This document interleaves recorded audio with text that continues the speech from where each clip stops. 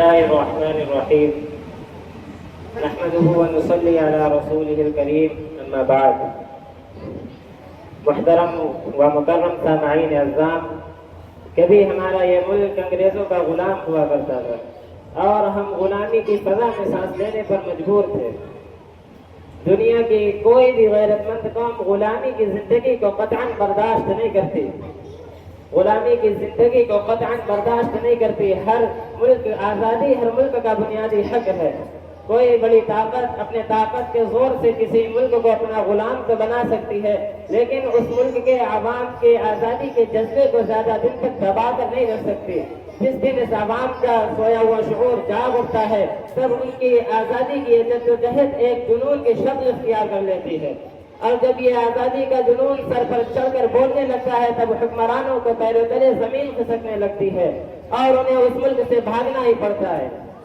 ہم ہندوستانیوں نے بھی ان انگریزوں سے لڑ کر اس ملک کو آزاد کرایا، اور جنگ آزادی کی اس تحریک میں ہندوستان کے سبھی مذہبوں کے ماننے والے ہندو، مسلم، سکھ، عیسائی نے آپس میں متحد ہو کر جنگ آزادی کی لڑائی لڑی، اور سبھی کی زبانوں پر یہی نعرہ تھا، سرفروشی کی تمنا اب ہمارے دل میں ہے، سرفروشی کی تمنا اب ہمارے دل میں ہے، دیکھنا ہے زور کتنا بازوئے قاتل میں ہے۔ سامعین، ہمارے علماء غیر قوموں کو تو ترغیب دے ہی رہے تھے، لیکن اس سے کہیں زیادہ اپنوں کو میدان میں لا رہے تھے اور یہ صدا لگا رہے تھے، ایک خدا ہے، ایک نبی ہے، ایک ہی قرآن ہے، ایک خدا ہے، ایک نبی ہے، ایک ہی قرآن ہے، ایک ہی کعبہ ہے ہمارا، ایک ہی ایمان ہے۔ اس وطن کے دشت و در کی سب فضائیں ایک ہیں، اس وطن کے دشت و در کی سب فضائیں ایک ہیں، سارے بھائی، ساری بہنیں، ساری مائیں ایک ہیں۔ ہم کو یہ شعلہ نہیں چاہت کی شبنم چاہیے، ہم کو یہ شعلہ نہیں چاہت کی شبنم چاہیے، ہم کو یہ خنجر نہیں زخموں کا مرہم چاہیے۔ متحد ہو کر جئیں تو ایک طاقت ہم بھی ہیں، متحد ہو کر جئیں تو ایک طاقت ہم بھی ہیں، گر سلامتی وطن ہے تو سلامت ہم بھی ہیں۔ سامعین حضرات، انگریز جب ہندوستان پہنچے تھے تو وہ تاجروں کی حیثیت سے پہنچے تھے، اور عام لوگوں نے ان کو تاجروں کے سوا کچھ نہیں جانا، لیکن ان کی نیت صاف نہیں تھی۔ انہوں نے اپنوں کی کمزوری اور آپسی نااتفاقی سے فائدہ اٹھا کر اپنی شاطرانہ اور عیارانہ چالوں کو اختیار کر یہاں استعمال کر کے یہاں کے سیاہ و سفید کے مالک بن گئے، اور ہندوستانی قوم کو غلامی کی زنجیروں میں قید کرنے میں کامیاب ہو گئے۔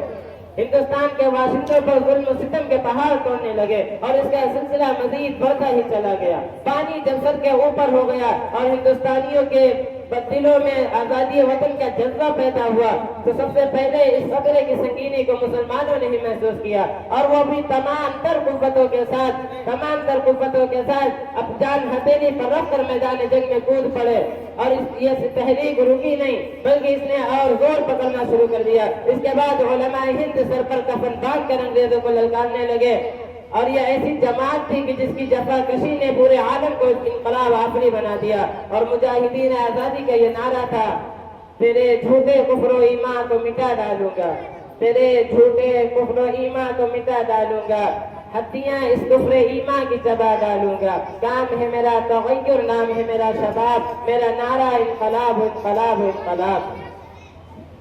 چنانچہ ہندوستان کو طویل جدوجہد کے بعد آزادی کی یہ نعمت حاصل ہوئی، جس کے خاطر ہمارے اسلاف نے زبردست قربانیوں کا نذرانہ پیش کیا ہے، جان و مال کی قربانیاں دی ہیں، تختہ دار پر چڑھے اور پھانسی کے پندے کو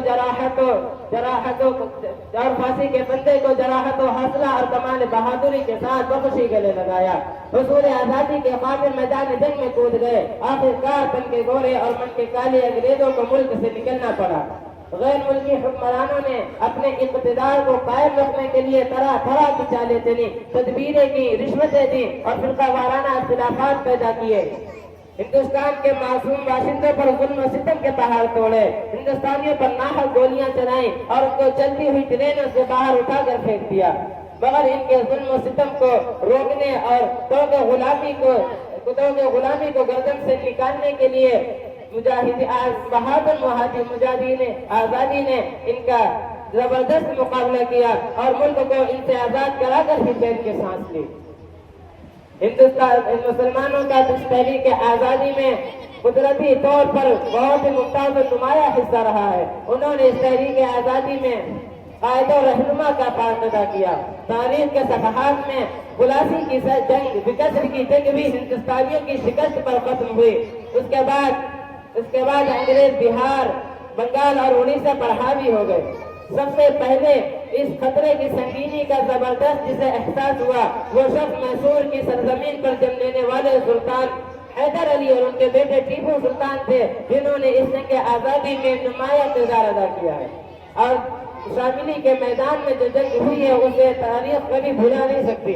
1857 میں علماء دیوبند نے انگریزوں سے شاملی کے میدان میں باقاعدہ جنگ کی، جس کے امیر حاجی امداد اللہ مہاجر مکی مقرر ہوئے، جس کی قیادت مولانا محمد قاسم نانوتوی، مولانا منیر احمد نانوتوی اور مولانا رشید احمد گنگوہی کر رہے تھے۔ اس جنگ میں حافظ ضامن شہید ہوئے۔ مولانا محمد قاسم نانوتوی انگریزی کی گولیوں سے زخمی ہوئے۔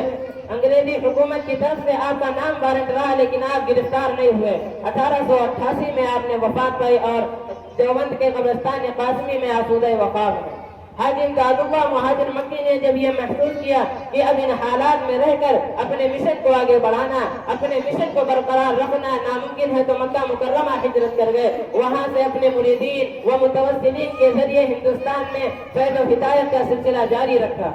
مولانا رشید احمد گنگوہی کو قید کیا گیا، سہارنپور کے قید خانے میں رکھا گیا۔ اس کے بعد کالکوٹری میں رہ کر مظفر نگر کے قید خانے میں منتقل کر دیا گیا۔